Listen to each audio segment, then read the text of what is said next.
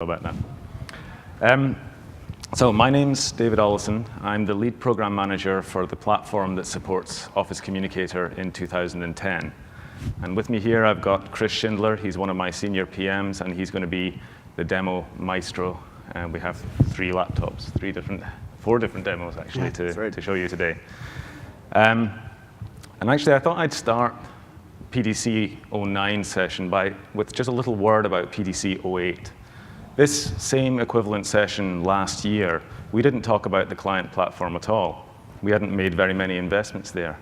In fact, we were talking exclusively about UCMA 2.0, which is a server-side API, and also the workflow extensions on top of that.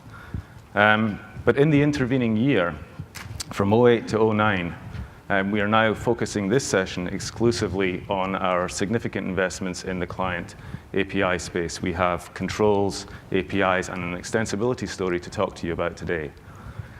And it's all new. We're pretty much all new. I mean, most of what I'm going to be talking about is new in the 2010 release. And it's also new in the sense that we are adopting and embracing technologies and approaches that are far more in line with what the developer community is using today. So we hope that the 2010 client platform will have a much broader appeal to the full range of developers out there, from enterprise, ISV, and SI developers. So let me start. As an agenda, given the fact that the PDC actually this year occurs right in the middle of one of our development milestones, we are very much in an alpha stage at the moment. So I want to take a little bit of time to tell you when you can start to get early bits and the program by which you can do that. Then I want to move on and do a brief feature overview, just a single slide overview of the sort of scenario space, if you will, before diving into the four main areas that I want you to take away with you today in terms of capabilities. And the first of those is we're going to make it drop-dead easy to integrate Office Communicator capabilities into your applications, whether they be browser-based or rich applications. We have a set of Silverlight and WPF controls that make that task extremely easy for you. The second is making conversations contextual. We want you, developers, to programmatically set context at the sender side, such that if somebody initiates a conversation from your application, the receiver actually gets that context and potentially is pulling up the same application on their side and getting on the same page, so to speak, much more quickly. The third main area is extending Office Communicator. Here we are going to focus on two main capabilities. One is menu extension. Nothing terribly new about that, but we'll cover that. But the other is the conversation window extension area. Now, this is one where we have made really good improvements, and we can host Silverlight application inside a conversation window extension running alongside the main OC conversation. Not only that, but that Silverlight application has access to the conversation itself through the API. And in fact, the API is the fourth of the themes that I'd like to talk about today. Hitherto, we have had a low-level COM-based API, but with this upcoming release, we have a fully managed .NET API, which, for the purposes of this talk, I'm referring to as OC14 Managed API. And everything that we talk about before we get there is all built on top of this API, but the API itself is public, so you're perfectly at will to develop directly against it and develop fully custom UI. Then I'm going to summarize, and we will definitely have a few minutes at the end for questions. Now, Chris Mayo, who's hiding up at the back corner there, he did a session yesterday. Can I just have another quick show of hands? How many people were at that session?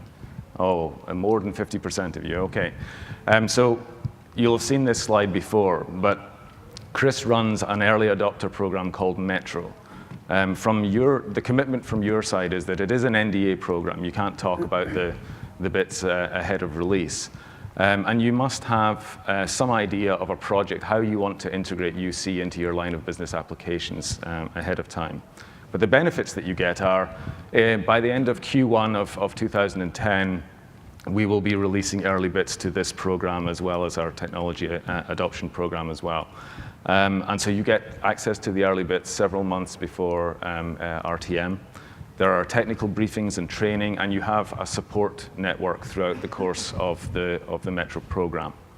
And to get nominated, if you have a Microsoft representative already, then ask them how you get onto the UC Metro program. And if you're not sure who that is, then mail this email address. It's metrorequest, metrorec@microsoft.com. Okay? Now, as I say, just to reiterate, we're not finished with this release, not by any means, but by the time we RTM in 2010, this is the likely set of technologies that we'll be supporting. We'll be supporting Visual Studio 2010. We'll be supporting Silverlight 4. We'll likely be targeting both .NET Runtime 3.5 and 4.0. And we require IE7 and IE8. We will also be supporting Blend. It's likely to be version 4.0, just saying we haven't quite bottomed out on that. That's where we're going with the kinds of technologies that we'll be supporting going forward.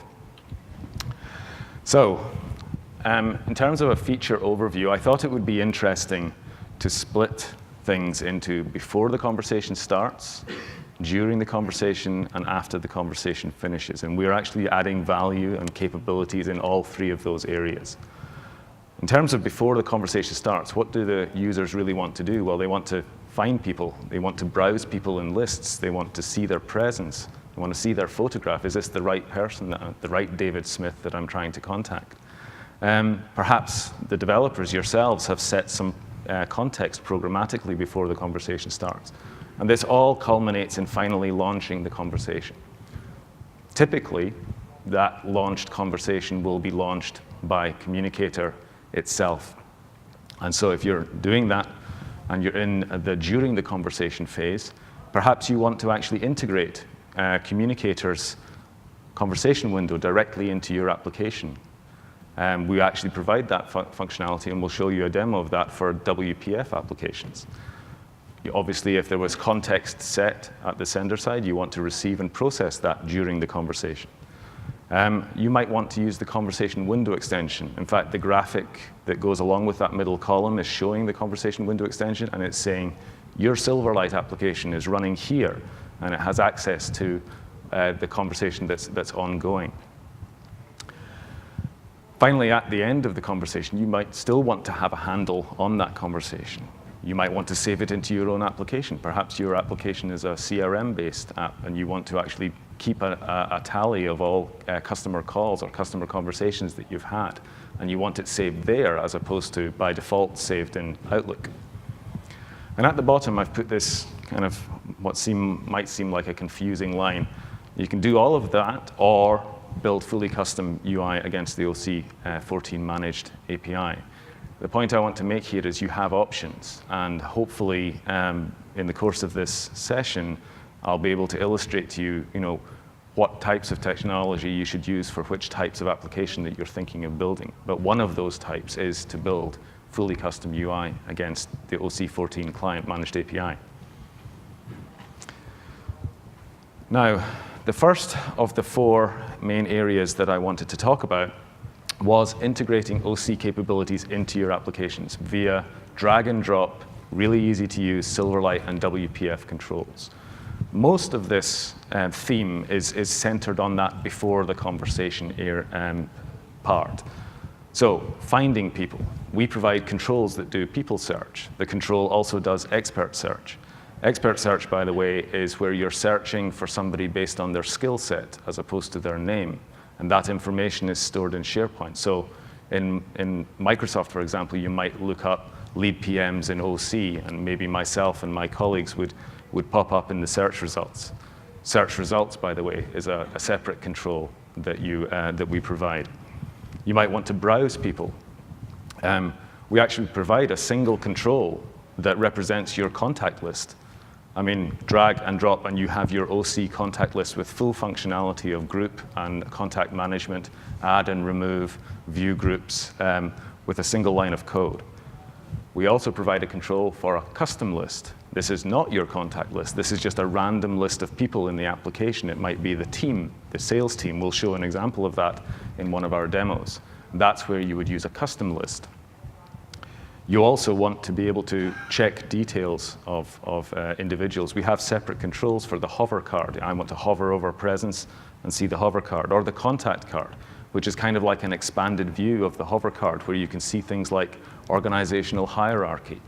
It's significantly better than the contact card used to be. And then at the end of all that, once you've decided that this is the right person to contact, that they are available, then the controls allow you to click to call, IM, video, and collaborate. Collaborate being something that's significantly broad in scope. And I wanted to make the final point here before we dive into the demo, that the controls, both Silverlight and WPF, they come out of the box with a default look and feel of the OC14 communicator look and feel. But like all WPF or Silverlight controls, they have an element of retemplatizing that's possible. So you can customize to a certain extent the look and feel of the controls within your application. We don't actually have a demo specifically of that functionality, but that's certainly something that's possible. So without further ado, let's move on to our first demo, which is an application that is to which we are going to add Silverlight controls. So this application right now, Fabricam Incorporated, of course, is like a sales portal application. I can look at this and I can see lots of interesting information. For example, the sales leaderboard on the bottom left-hand corner. I can see who's in the sales team and I can see their telephone numbers. And then in the kind of central area, I can drill down into the active RFPs at the moment, like City Power and Light is the one that's currently highlighted. So a useful application right out the gate, but it's not very useful if I actually want to ask questions about that data. If I want to tie that data to the people who are obviously involved, like the sales team or the sales leaderboard, I have to go to some other application or to some telephone or whatever and contact them. And what I certainly cannot do, and what you will see later on, not in this particular demo, but later on, is I certainly can't contact those people in the context of this Fabricam application, which I'd really like to be able to do. So I think the first task is to add UC controls to this application. And we're going to add, to that sales leaderboard where you had the bar graph, we're going to add individual presence availability controls to that. So Chris has just uncommented out 5 lines of code. Each one of them is a presence availability indicator control, single control, one for each person in the sales leaderboard. The sales leaderboard, by the way, yes, question. Can we turn the lights down near the front? Doesn't sound like it, no. No, sorry. So a single control for presence for each of the people that were in the sales leaderboard. I was saying the sales leaderboard is not a list. We'll come on to a list in just a moment. But there will be certainly plenty of times where you simply want to add presence rather than the actual custom list.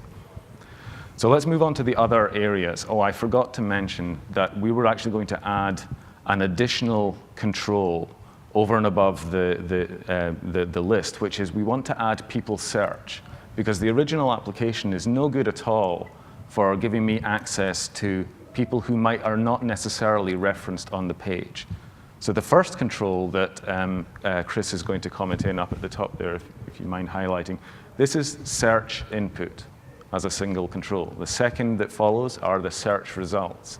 And there are some parameters there that govern how the search results are going to appear. Below that, we have a custom contact list. This is what I mentioned before. This is not the user's own contact list, but rather a list that's going to represent the sales team. So maybe you would like to walk us through some of the elements of that, Chris. Sure, no problem. So a couple things. First of all, once I've got my custom contact list set up here, I need to add some list items to that. So similar to what you saw with the presence availability icon, right? We just go down here and add a contact, list item, for each person that we want to show up inside of that custom contact list. Okay, cool. And that looks kind of like a sledgehammer approach. I mean, surely we can do this as a single line of code and binding to a collection? Absolutely, yes. You could certainly do that. You just bind to a collection of the OC14 managed API objects, and you can do it in one line then. Excellent, excellent. Okay, well let's have a look at what the app looks like now that we have added a relatively small number of lines of code. I hope you'd agree. Let's see what benefit we get from that. Hopefully my third grade typing skills don't betray us. No betrayal. All right. Excellent. So let's move over to the sales leaderboard. It looks like I'm in the lead.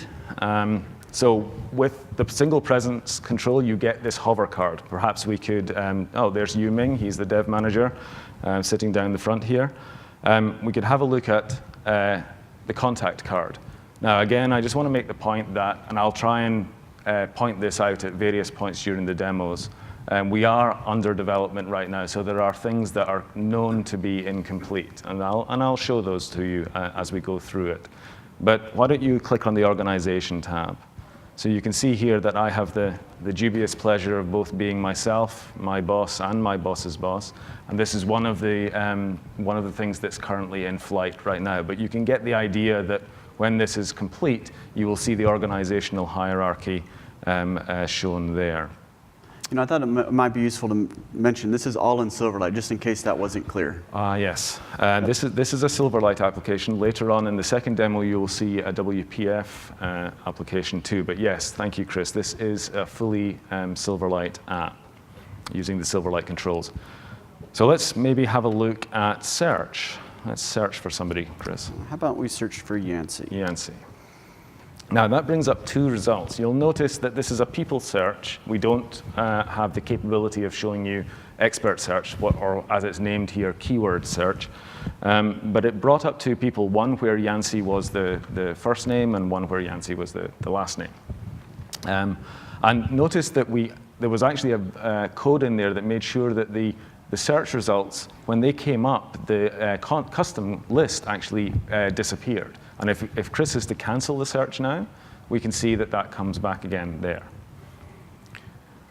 Right. Right.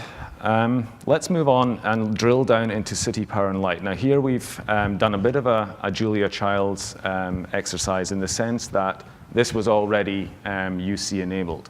But what I'd like to show you is one of the controls that we didn't show you before. This is Chris's contact list itself. He's created a group just yesterday called @PDC. I think you can see that. And that's basically all of our colleagues that are at the PDC just now. And this is really his contact list. If he were to add somebody or move somebody within a group, that would be reflected in Communicator. For those of you that were at Chris Mayo's talk, he actually showed us doing that. There's no, that's really the capability that we have here, is being with a single line of code, being able to add your own contact list directly into the application.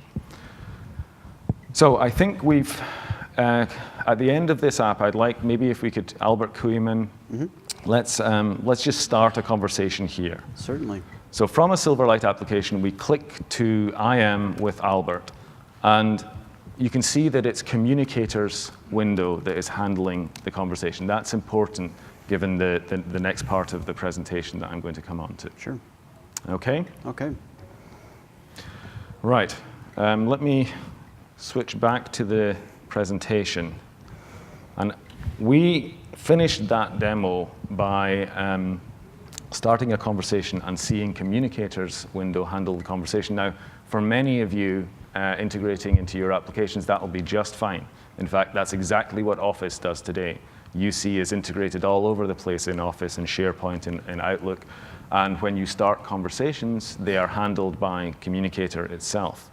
But there'll be some significant percentage of you that want an even more integrated experience than that. You want to be able to integrate the conversation window itself into your applications. And our current plan of record is to produce and enable that for your WPF applications.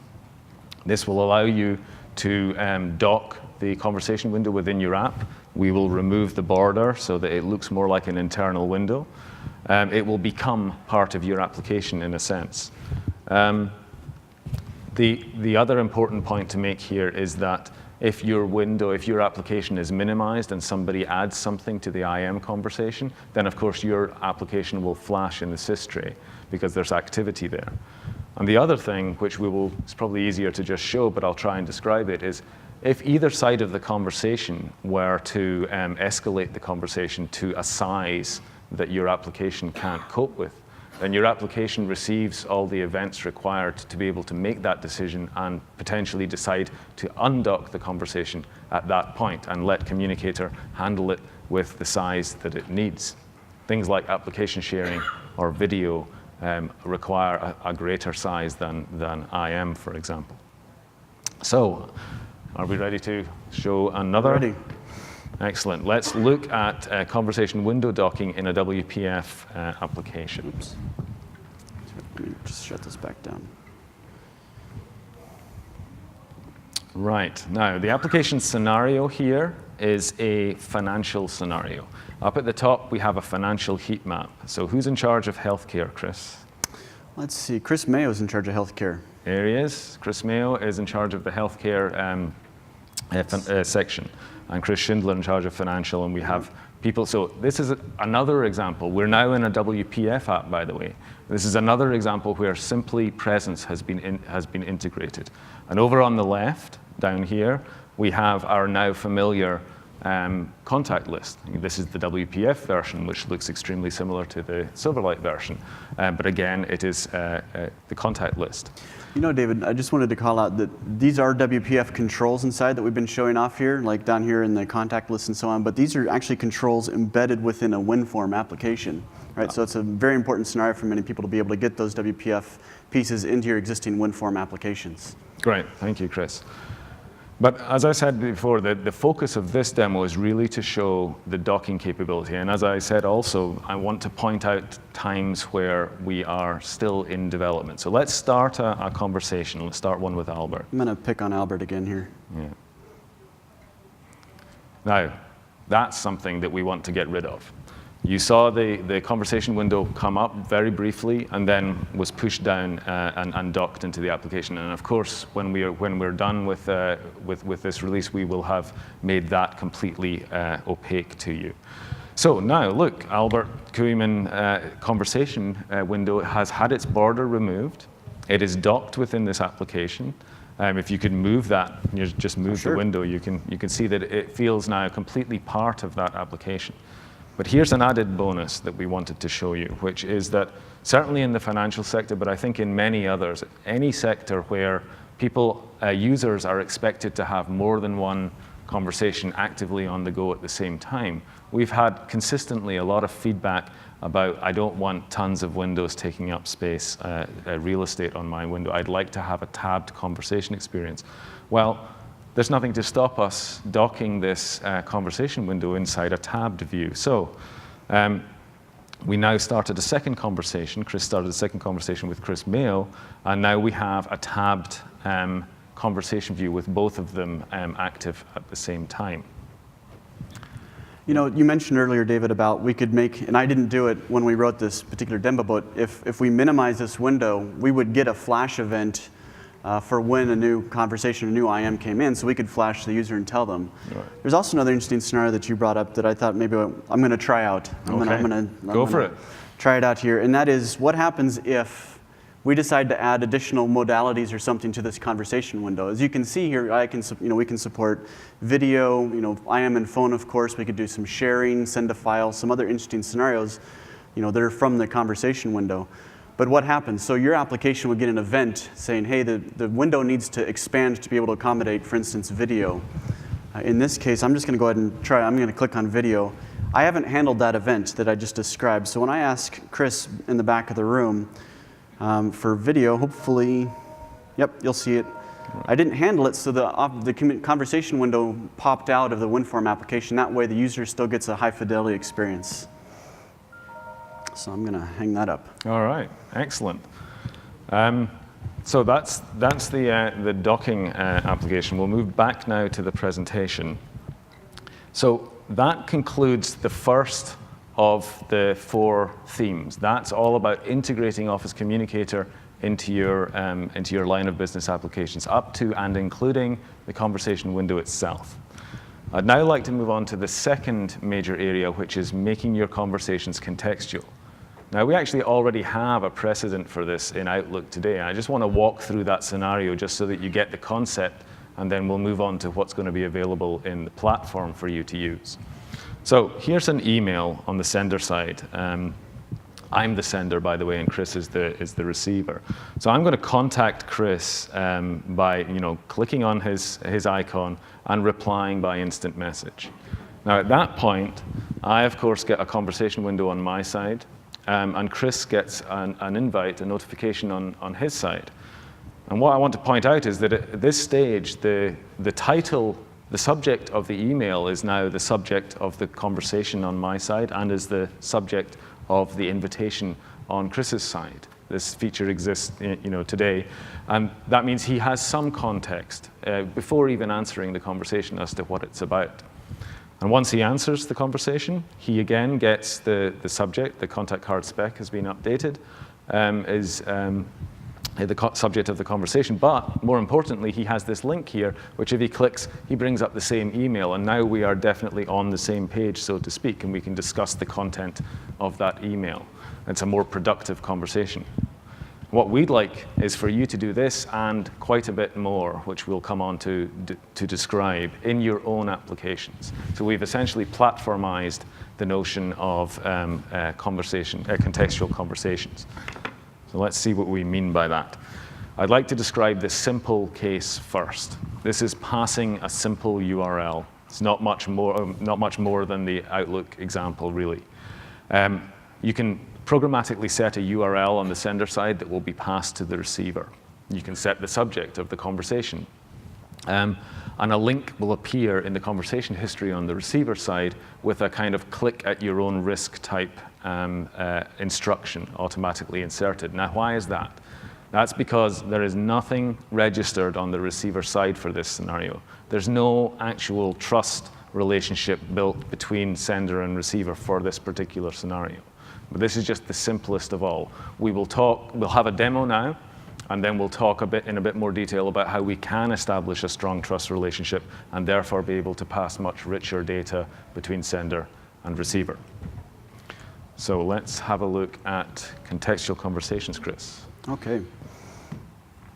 We're going to wind back to the Silverlight Business Intelligence Sales Portal demo that we showed first. And here, we're going to go into, I think the sender is Elizabeth.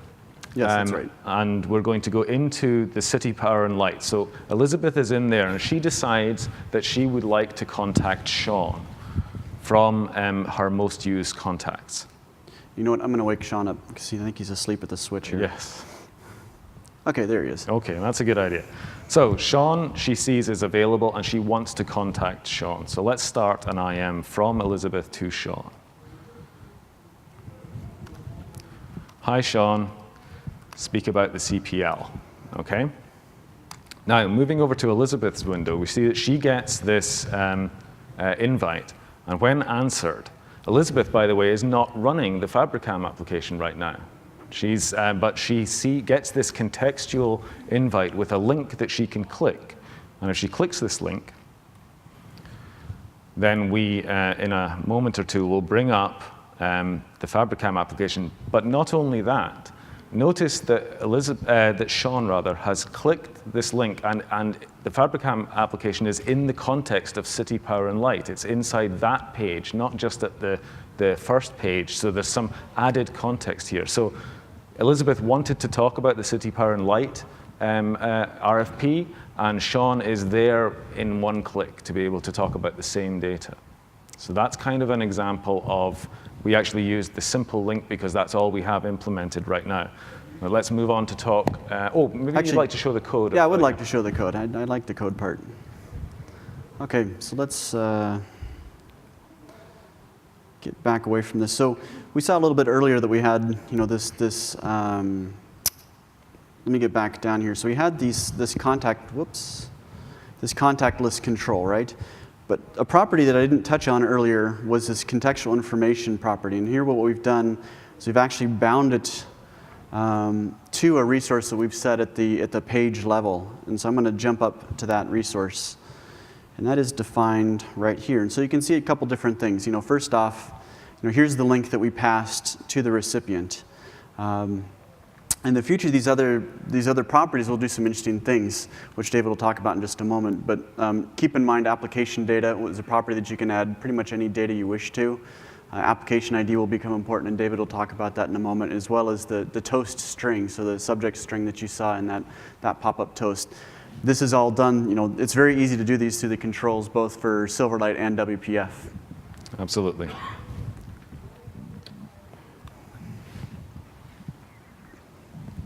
Okay. So we want to move on to talk about the not more complex, but more richer data passing scenario that we are going to enable with the platform in this upcoming release. So the first thing, I'm going to deal with this sender side and then receiver side. One slide for sender side, one slide for receiver side. So this is what happens on the sender side in the rich data passing scenario. First of all, the sender side needs to identify itself. So the application into which the controls have been integrated needs to set an application name. This is such that it can be identified on the receiver side. In addition to a simple URL, we can now also send a program launch link. What I mean by this is, like, take the example of, imagine we'd done this with Visual Studio. A receiver might receive a link where if they click that, not only do they launch Visual Studio, but perhaps they launch Visual Studio for a particular project in a particular .cs file. So we're enabling that.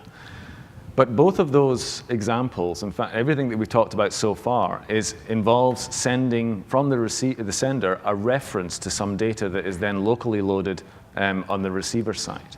And we actually want to also enable the scenario where we send actual data itself from the sender to the receiver. Now, what would be a good example of a scenario? And the one that pops to my mind is that if the sender, because of their particular role within the enterprise, they are required to be running application X, but they're wanting to communicate with somebody else in the enterprise who has a different role.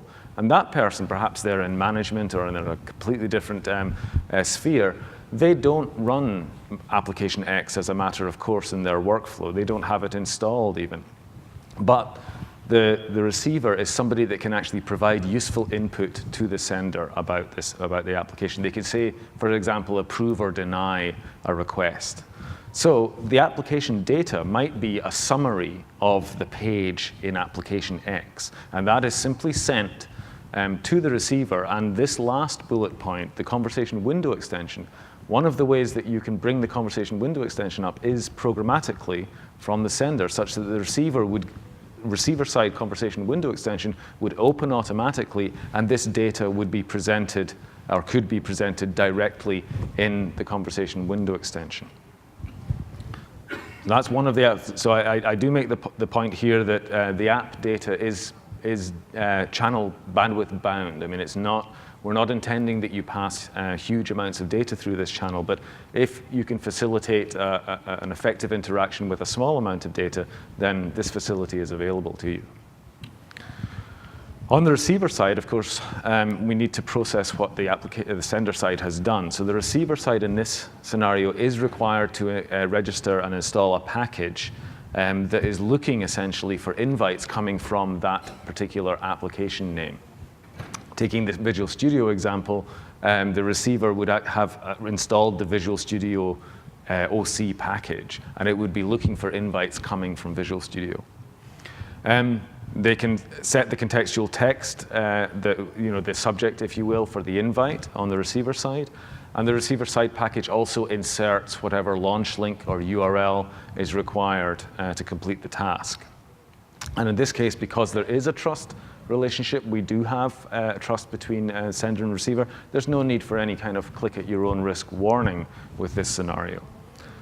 And of course, the receiver is now able to receive and process any application data that was sent from the sender and invoke the conversation window extension on the receiver side to present that data.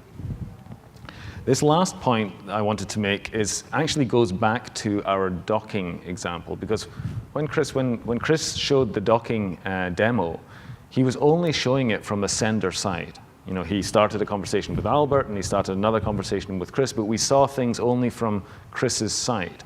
Now, if you mix the docking in with contextual, if Albert or Chris had been running that application and had this receiver-side package, there would be nothing to stop them docking their receiver-side conversation window within their application.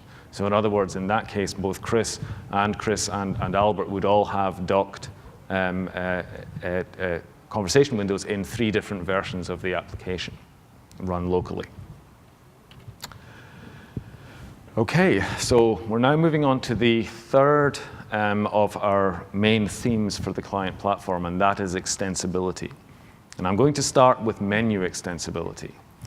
Here I'm showing 2 particular extension points within OC menus at the moment. The first on the left is the right-click option in the main window. I've basically right-clicked Yuming's name in my contact list, and I have extended that menu to include my application. I'm going to execute my application from here. And similarly, in the contact card, in the overflow menu of the contact card, I've done the same thing. I've extended that to include my application. That's these 2 here, these 2 options. So what happens, what will happen, what we support is that you can shell execute your application, and your application is passed the contact SIP URIs of the selected person or people, right? So it's important to note that this is supported for both multi-select, and also if you select a group, for example, then all of the individuals in the group, all of those SIP URIs would be passed to the shelled application. The main area of extension that we want to concentrate on, however, is you've heard me talk at least a couple of times already about this conversation window extension. So what actually is it? Well, we did have a feature around this in the 2007 R2 timeframe. But I have to say it wasn't terribly well documented, and it had a couple of restrictions that made it less than usable in a sense. The first of those was that in the R2 version, in order to use the conversation window extension, you had to have a server-side bot in the middle of the conversation. In other words, every apparently peer-to-peer conversation was actually a conference that included this bot. And this bot appeared in the roster on both sides of the conversation. So there was also, therefore, no anonymity. It's not like one side could use the conversation window extension and the other side not use it. Both sides were aware that it was being used. We've completely removed that restriction, and you have genuine peer-to-peer communication with the conversation window extension. The second major thing that we've done is that we are hosting Silverlight natively in this conversation window extension, as well as you can also host a browser application, but we're hosting native Silverlight. And in the application in there, in this native Silverlight, has access to this OC14 managed API. So in other words, your application that's running in the conversation window extension has access to the conversation itself and can make use of that. We can invoke it in one of 2 ways mainly. One of them is that we will provide menu support. We don't have this yet, and when I show you the demo, I'll show you what we're doing instead, but we don't have the menu invocation. But basically the idea is that as a user, I would install however many packages I would like to use potentially during conversations, and those would appear as options in a menu in OC's conversation window, and I'm able to select them and run them in real time during the conversation. And the second is something that we talked a little bit about earlier, about the idea that the sender can programmatically invoke the conversation window extension on the receiver side. Now, I think it's about time that we had a look at a demo of the conversation window extension.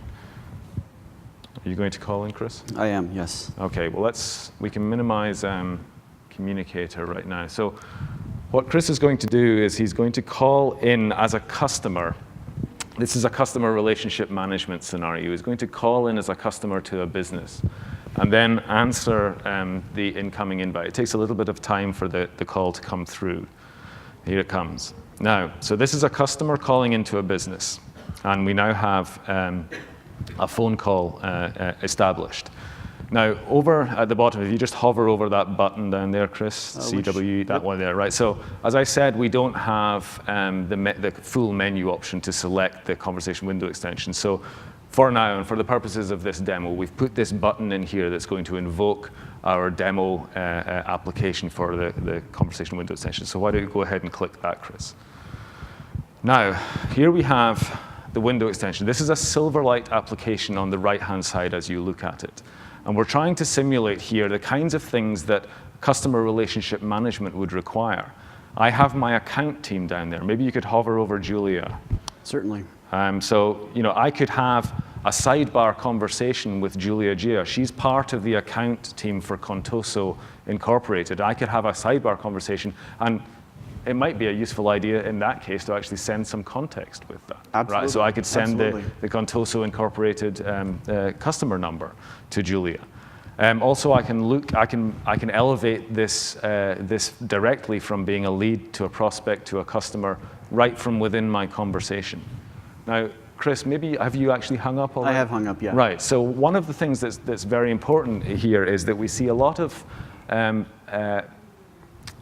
value in being able to keep the conversation window around after one side has hung up. That's not how OC currently works today.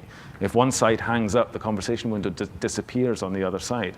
But this is a prime example where that would be inappropriate, because after the customer has hung up, I want to take some notes about the customer, about the call itself.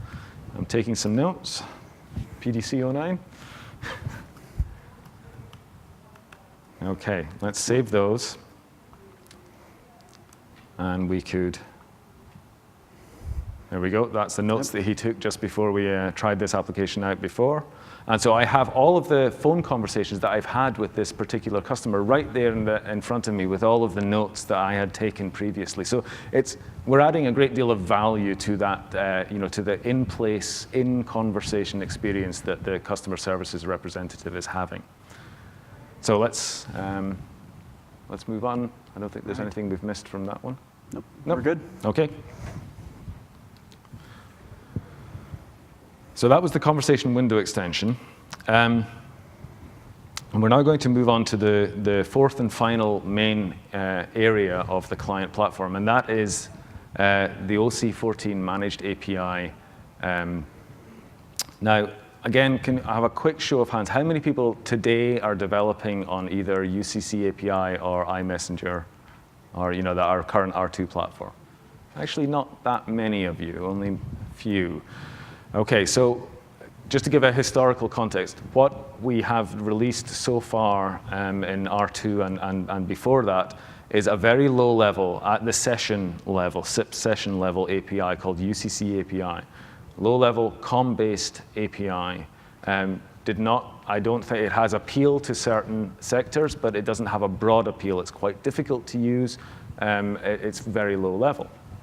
And also iMessenger. iMessenger is sometimes called the automation API. You might have heard of it referred to that way.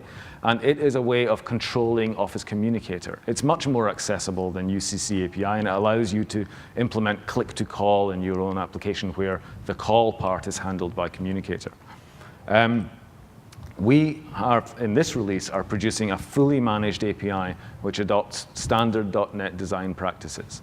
Not only that, but this API, we have a Silverlight bridge that allows you to use this API directly from within Silverlight. It does require that Office Communicator be installed and running on your box, because this API set is in support of Office Communicator. It shares Office Communicator's endpoint. One of the things you had to do with UCC API was manage your own endpoint, which is actually quite a tricky business to do. And this approach does not require that you have to do that at all. You're a separate window into the same endpoint as OC is using. And it encompasses essentially the same set of functionality as the union of UCC API and iMessenger. But it encompasses it, but it presents it in a far more consumable, high-level managed API form. So we expect it to be far more used by the breadth of the developer community. And of course, to make the point again, this API underpins everything else that I've been talking about today. All of our controls, our extensibility, our contextual conversations are all built upon this managed API. Just to take a very brief look at the public interfaces of the API, this gives you an idea of the kinds of things that you can do with it. You can sign in to Communicator via the API, obviously. You have access to contacts and groups and distribution groups. You can present all of these to your users. You also have access to be able to automate OC, in other words, to launch conversations of various different modalities. In fact, the full set of modalities that OC supports. So you could start a file transfer with somebody or start an application sharing session with somebody. And finally, there's some of the modalities we actually give you full access to that even after the conversation has been started. And that is like the modalities of IM, audio, video, and conferencing. So that gives you just a brief idea of the kinds of things that this API is designed to help with. I'd like to talk a bit more about the key scenarios that the API is intended to be used in. We've talked quite a bit already about building conversation-aware applications that run in the conversation window extension. Now, the CRM application that I showed you was not especially conversation-aware, but I'm hoping that the developer community will be thinking of many useful applications in the conversation window extension, and some of them will need to be conversation-aware. Take, for example, language translation, for example. I want to build an application where I translate from English to Chinese in the conversation window extension, and that application, by its very nature, of course, needs access to the ongoing conversation. That's something that you would do using this API. You can also set context and build processes on the receiver side to process that context, and build custom presentation UI and launch OC conversations. The point I'd like to make here is that if you think about all of the controls functionality that I've presented to you, the fact that you can present lists of users with presence and photo and all of those capabilities, and that is to some extent customizable, that may well be absolutely everything that you need in terms of presentation UI. However, in cases where you actually want to make your UI more custom than that, but present the same data, present a new set of presence icons, for example, or colors, or whatever fits better within your application. That is something that the OC14 managed API is primarily designed for. Do as much of that as you can against the API.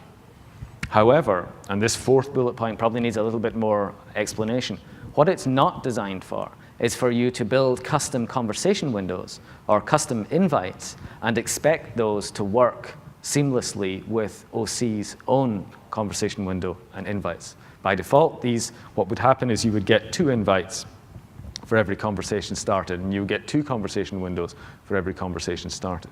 That's not the intent of the API in this scenario. It's only supposed to be used up to the point at which the conversation is started. And however, and that's the fifth point, however, if what you really want to do is you really want to build fully custom UI, soup to nuts, including the conversation windows itself, we provide an additional functionality which allows you to fully suppress OC's UI completely and replace it entirely with your own custom UI, including the conversation window and invite built on top of this managed API. And that mode of operation is called fully suppressed UI. It's probably easier to explain with a pictorial example. So on the left-hand side here, we have a kiosk application, a security kiosk application developed by one of our partners, Global Crossing. Now, the security kiosk this isn't designed to be used by visitors to the business. So it has to be something that is usable in a one-time way. Communicator's own UI is not something that visitors could get to grips with in an instant.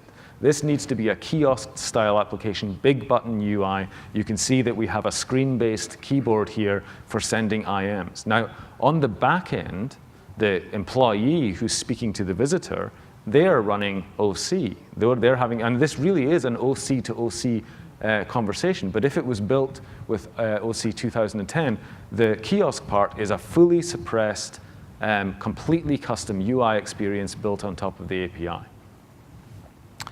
We've talked at length about writing conversation-aware apps in the conversation window extension. Just to make the point again there, pictorially, your Silverlight application can run here, and it has access to the managed API. And then down at the bottom is to say that you can use the API to present custom UI to your users, and also launch conversations. But the conversations themselves will be handled by Communicator's UI. And I show an example there where it's launching a phone call, and that's Communicator's phone conversation UI. So, in summary, I'd like to say again, please, if this interested you, if this session interested you, and you'd like to get to use these bits as early as possible, then please think about joining the Metro program. Here's that email again, metrorec@microsoft.com.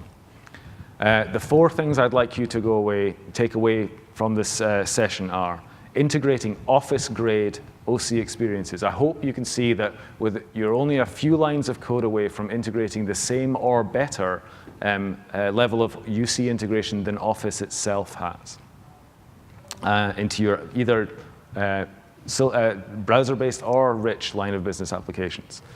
And the second thing is make your conversations contextual. Add context on the sender side and have it processed on the receiver side. This really will get people onto the same page, make conversations more productive, more illuminatory. Customize the OC experience during the conversation. Make use of that conversation window extension. I really believe that there are going to be we're actually quite scared at the thought that you might run away and don't know where we're going to take this conversation window extension idea, because you could build many different kinds of applications within that, either ones that do or do not pay attention to the ongoing conversation. And finally, build custom experiences against the managed API. You can build kiosk-style applications and also custom presentation UI applications too. Your feedback is important. Please do fill out the session evaluation forms. It really is the only way that we find out if we're giving you the right content and presenting it in the right way. So please do that. And I'd just like to thank you. I'll leave this Channel 9 slide up while I ask if there are anybody that has any questions.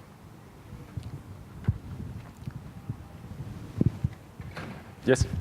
David, if you send extensions with data, URLs, all that stuff, and the destination is a regular PSTN phone or a CANJ or some device that can't handle it? Just ignored. Yeah, I mean, it's a notification that it didn't get there? Oh, from the sender side. Does the sender side? That's an interesting point. I don't think we have that. We don't have a notification. So to repeat the question was if a receiver side receives a contextual conversation invite, something like the desk phone or a PSTN phone or something like this, what's that experience there? And is there a feedback loop to the sender letting them know that the receiver can't handle it? And right now, one of those feedback loops does not exist. Yeah? Yeah, kind of along the same lines there. So is the contextual data all sent in the initial invite? Yes, yes. At the moment. Okay, so if I wanted to push like a document to somebody conditional on them being within a network that can support that size of data, there's not really. I'm thinking if you got someone who's on mobile, then they probably couldn't get that. But. Right. I mean, we do see scenarios where within conversation, adding more context to the conversation would be very useful. At present, we're scoped to only the initial invite. Your scenario, you would do file transfer after you'd established the call. File transfer once Okay. Yes. Multiple call handling and call transfer functionalities, or those functionalities available via the API? The question is multiple call handling and call transfer functionalities, are they available via the API? And the answer is yes, they are. Yeah. Maybe a little unrelated, but I saw in your conversation window one of those demos, that work button at the bottom, is that an extension? We don't really, no, it's not an extension. It's just currently something that's in flight with Communicator 14. The question was, Chris was asking about the record button at the bottom of the conversation window. It's not anything to do with the platform.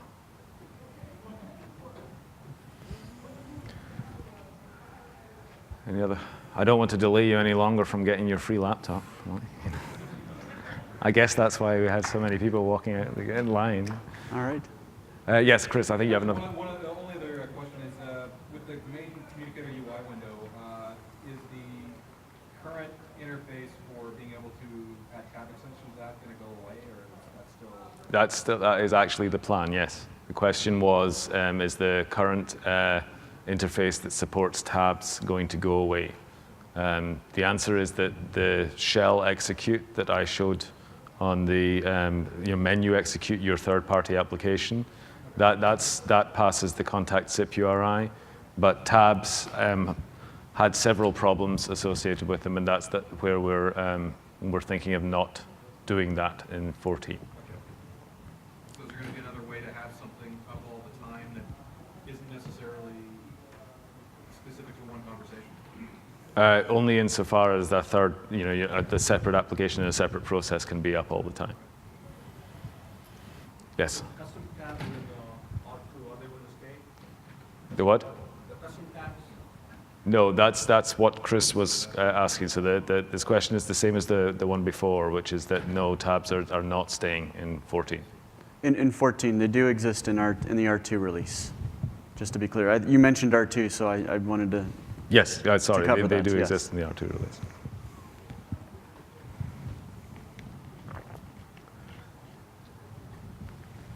Okay. Any more questions? Okay, well, thank you. Thank you very much indeed.